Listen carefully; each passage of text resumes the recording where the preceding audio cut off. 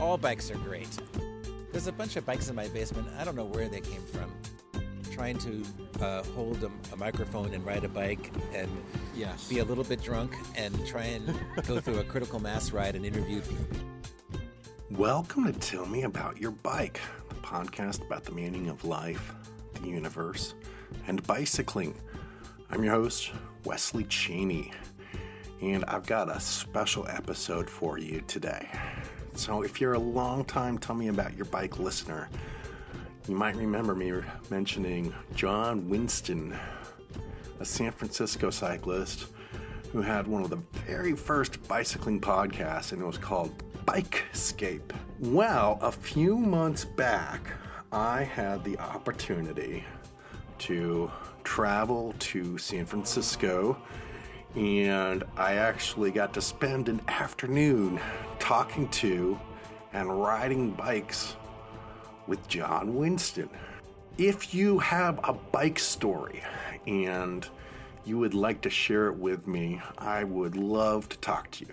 Of course, my favorite is to actually go for a ride with you somewhere and talk to you on the ride, interview you on the ride. But I also use Riverside.fm for recording high-quality interviews. And if you would be interested in sharing a bike story, drop me an email at friendwes@mac.com. That's FRIENDWES at mac.com. friendwes@mac.com.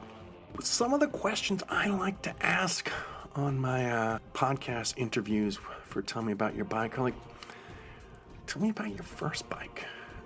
Tell me about your favorite bike. Tell me about your favorite time you got lost on a bike.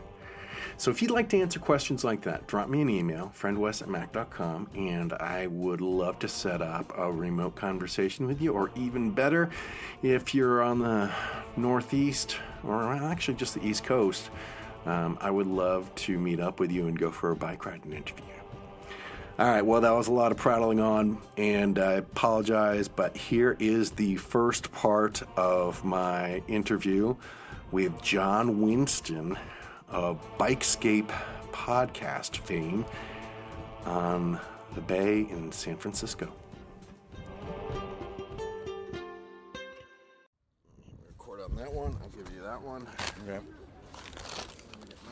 Hold it like this? Yeah. And then you just splice the two together? Yeah. Huh. That's what Thurston did when we both recorded separately.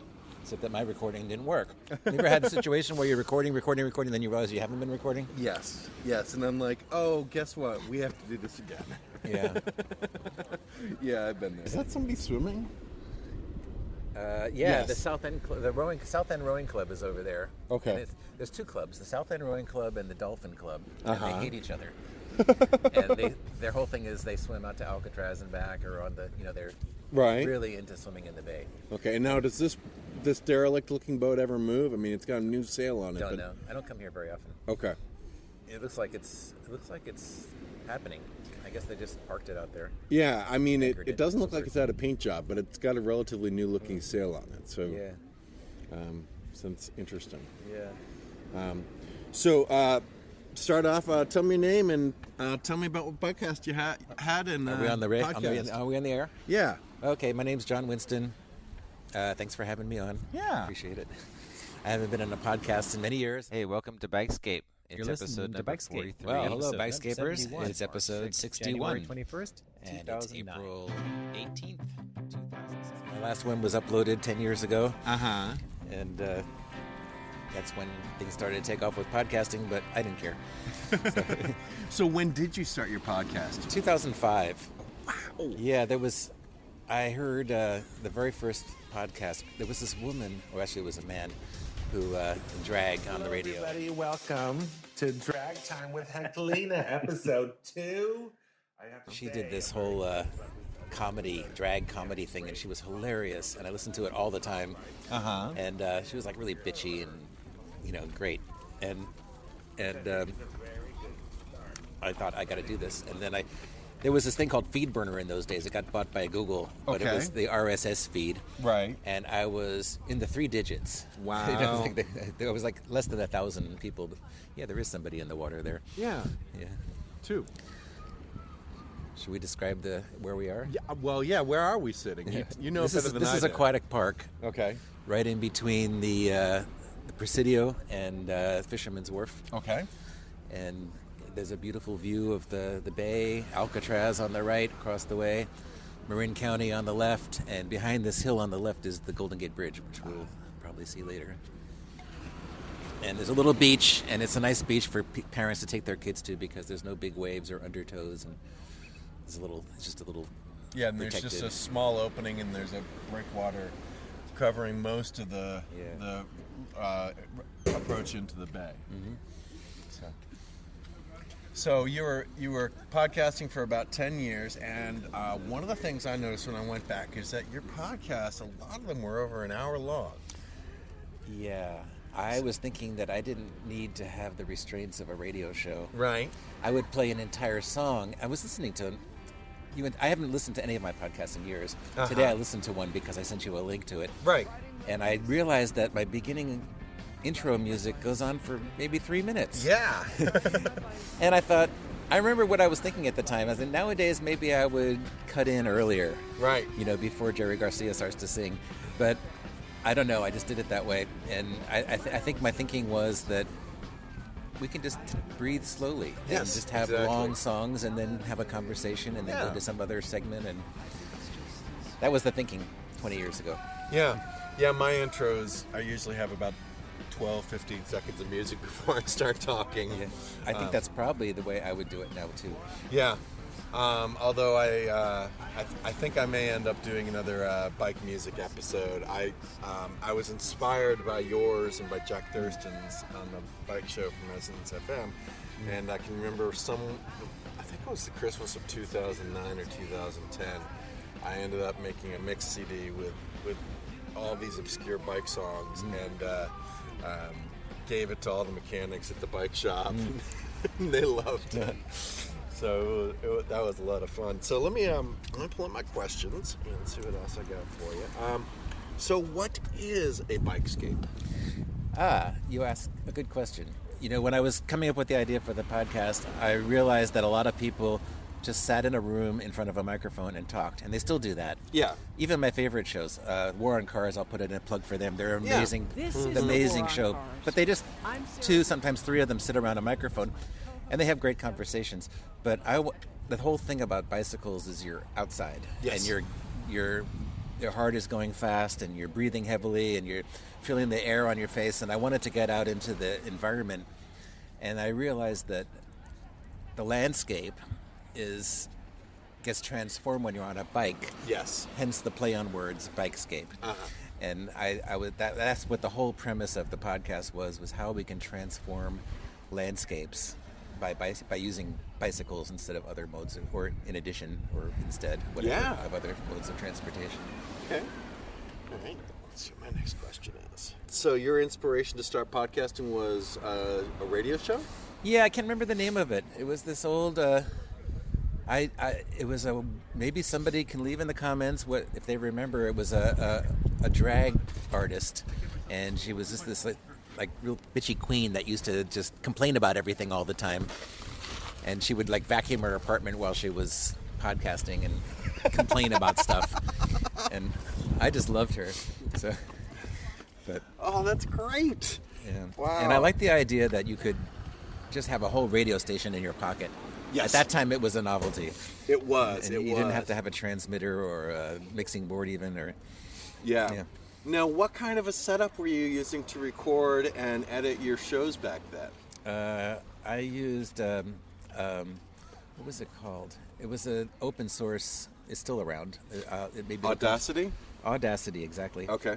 And at first I did it on an old MP3 player before iPods came out. Wow. And I hooked up a microphone to it, and it worked pretty well. It would just make a long recording. Mm-hmm. Then later on I got a stereo rig that recorded stereo wave files. Right. And that was nice for holding in my hand, and I didn't have wires coming all over the place. I would have microphones attached to it, and it made really good sound, and it had a wind guard. It was nice. Yeah. All right. And then was it on a Mac or was it on a PC that you were In editing? those days, I was on a Mac. Okay. Yeah, and I edited in Audacity, and then later on I was using GarageBand. Okay. I went to film school, so I learned how to edit in film school, but I was using 16 millimeter film. I'm old. Oh, so good for in you. those days, it wasn't done on a computer, but I had the idea of how to do various tracks and layers, and I had a head start on it. Yeah. So what's your favorite episode of Bikescape? I must have recorded a few hundred of them, and some of them were just god-awful. Mm-hmm. And others, at 3 a.m. I had a family at that time, and it was, the kids needed attention, and the wife needed attention, and I would always have to steal time, and probably the reason I quit, actually.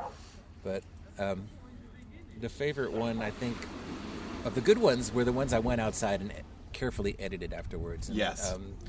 For instance, the one where I interviewed my friends and acquaintances in a bar and asked them, like, everybody remembers the first time they ride a bike. Yes. And describe that experience to me. And it was great story after great story after great story. And then I took my kids on a ride. Yeah. In I've this done huge that too, parking lot, and we played Follow the Daddy at the end, which is, and it just turned out really well, I think. Yeah. I didn't hear the whole thing today, but I was always proud of that one. I'll have to go back and listen to that one. I went to Portland, Oregon. That was good. I remember that one, there was one where I went to... the traveling ones were good. There was another one, I can't remember. Anyway, just delve in there. You'll find... The problem is that the links are all broken on the Blogspot website. I haven't paid attention to it for 10 years, so the place to go is to go to archive.org. That's where they're all hosted. That's where you can find them all there. You can find them all there. Yeah, that was great. It was actually the first time I probably heard them in about 10 years. When I started podcasting about 5 years ago, I was like, oh, I want to do something like Bikescape, and I went back to listen to Bikescape, and I couldn't hear it. And so, all right. They're out there. You can nothing dies on the internet. Just the links to it die. The internet has a long tail. You found me 10 years after I stopped podcasting. Yeah. What challenges did you face podcasting in the early days of the medium? Well, we talked about this before we went on. Trying to hold a microphone and ride a bike and be a little bit drunk and try and go through a critical mass ride and interview people. We had, in those days, we trying to interview other people riding without crashing into each other. Yes. And without dropping the expensive recording gear. Yes. and also getting a decent recording. Was a challenge. Yeah, and I will say I've tried it a handful of times, and more often than not, the results were so mediocre that I was like, well, Jack Thurston would never put this on the Bike Chef from Resonance FM, so I can't put. But I did one where it was a casual community ride in Norfolk, Virginia, where I just did this long piece, and I loved it. It was about 30 minutes long, and my partner was like, she said, well, I don't feel like you're telling a story. It's just all this ambient sound. I was like, yeah, it's great. It's kind of punk, if you think of it as punk rock. Right. So it's a little rough edge sometimes, but sometimes that's the stuff that works the best. But I actually have gotten into, with the iPhones mounted on the handlebars, and these are the... that's interesting. These are the mounts that I use. Uh-huh. It works well enough that if it's not a windy day, or I'm riding with the wind as opposed to against it, or vice versa, I can get some fairly decent audio. I've got probably about 3 rolling interviews. The best interviews I've had were in these noisy restaurants. Yes. You did one with Gary Fisher that I was Gary Fisher. Were you able to understand what we were saying? Yes. Okay. Sitting here with the legendary Gary Fisher in San Francisco, and thanks for being on the show. Thanks for having me. Fortunately, we were going to record in the park, but it was raining, so we ducked into a cafe. Yeah. The one in Hong Kong was the same one I recorded. In Hong Kong. Jack Turner was his name. He ran a bike organization in Hong Kong. Okay. An English Hong Kong person. What's the state of bike culture in Hong Kong from your perspective? You've been here 15 years, and you've been riding a bike during that whole time? No, not true actually. I mean, I've ridden a bike my whole life, but for a few years in Hong Kong, I kind of forgot about it. Anyway, You grew up in England, and you Tons of noise. yeah. That podcast turned out pretty well too. I think that was the last one I did. Okay, that sounds about right. This is all inside baseball stuff. It is, but it's really interesting to me, and there'll be a few other people who listen to it who are going to be interested in it as well. What bike are you riding today? Today I'm 67 years old. So Okay. I'm 51. and I live in a city with a lot of hills. Yes, you do. So I'm riding an e-bike these days. I have a Gazelle Medeo T10, I think it is. It's got a Bosch motor on it, and today I rode it in Eco the whole way from completely across town from where you wanted to meet was where. Okay. But I rode it in Eco, so it was just like riding a regular bike. Okay. But it's nice. Sometimes if I just want to get someplace quickly, I put Yeah. it in turbo. It's got Yes. 4 speeds. Just fly across the city. And I also have a Bridgestone that I've had for maybe 40 years now. I think I remember you talking about your Yeah, Bridgestone. I still ride that from time to time. So tell us a little bit about your Bridgestone. It's an RBT, a touring bike with the bar end shifters, and That's what I've got on my Surly. And I put a new derailleur on it, so now it's friction instead of index. But Yes. that's fine. And I rode a fixie. I still have a fixie, but I haven't ridden it in a long time. I think I got over my fixie phase.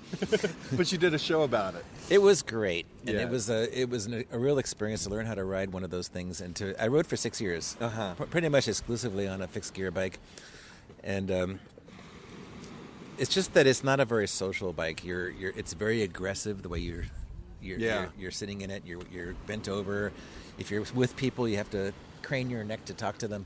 Yes. I in my old age, I prefer a sit-up and beg bike. Yes, that makes sense. But all bikes are great. Yes. You know, I don't care if you ride a fixie or a touring bike, or if you have carbon fiber or steel. Mm-hmm. It's all good. Yeah. Tell me about your first bike. I mentioned that in the first bike ride story. Yeah. It was an old Schwinn that my mom and dad gave me when I was 4 years old. Mm-hmm. Had solid tires. And- Wow. Yeah. No flats. No flats, no. And I learned how to ride it in the parking lot in Chicago behind our apartment building. My upstairs neighbor Sherry said, "Oh, Johnny, you're never going to learn how to ride that bike." And Was it small enough for you? Or it was a little kid's bike. Okay. And I went stomping home to my dad and I said, "Take off the training wheels." I would never use training wheels now, by the way, but No. in those days that was the way. And he said, "Are you sure?" And it's like, "Yeah, I got skinned knees. I was bloodied, but I figured it out." Go. And I got to show up Sherry. I wonder what she's doing these days. All right. Do you have a favorite bike? Well, I think the Fixie is probably my favorite, even though I don't ride it anymore. The Gazelle, the e-bike, is what I ride most of the time. So maybe that's my favorite, just by dint of how much I use it. I don't know. I can't say. They're all good. Okay, fair enough. How many bikes do you own? There's a Fuji mixed e-bike. Mm-hmm. There's the road bike, the Bridgestone, the Gazelle. I have the Fixie. What else? There's a bunch of bikes in my basement. I don't know where they came from, and a bunch of them I just don't ride. There's some frames that need to be rebuilt, Right. And some that are not even my size, but they show up. I should probably donate them. So it sounds like you probably have 4 or 5 that you I could think my get on and ride. Yes, but there's probably about 8 or 9 in my basement. Okay. That. Long answer to a short question. Yeah, I can understand that. Do you name your bikes? No, Okay. I Do don't. your kids name their bikes? My daughter used to call her bike magenta Okay.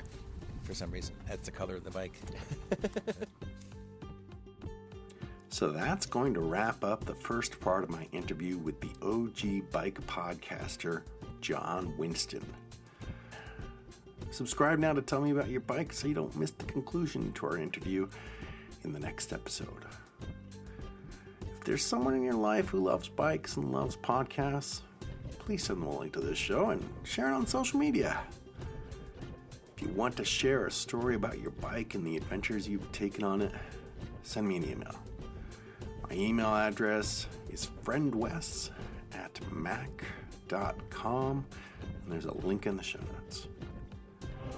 It's DJ Pseudonymous. I host the radio show Radio Eclectica on WMMT 88.7 FM, broadcasting out of Whitesburg, Kentucky on Fridays from noon to 2 p.m. Eastern. You can stream Radio Eclectica on WMMT's website, WMMT.org.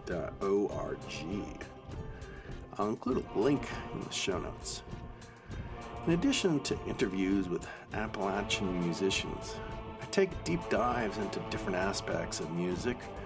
Could be an album, or a producer, or a genre, or a technique, or an era. And I also host the podcast Tell Me About In C, a celebration of Terry Riley's minimalist musical 1964 masterpiece In C, which has inspired generations of musicians. If you like the music of The Who, Steve Reich, Philip Glass, Brian Eno, Robert Fripp, Zoe Keating, King Crimson, Sigur Rós, well, you can find their roots in Terry Riley's In C. You can find Tell Me About In C on all the major podcasting platforms, and yes, there will be a link in the show notes. So, keep the rubber side down and keep rolling. Cheers, y'all. Copyright Rambling Ukulele Productions 2026. Most rights reserved.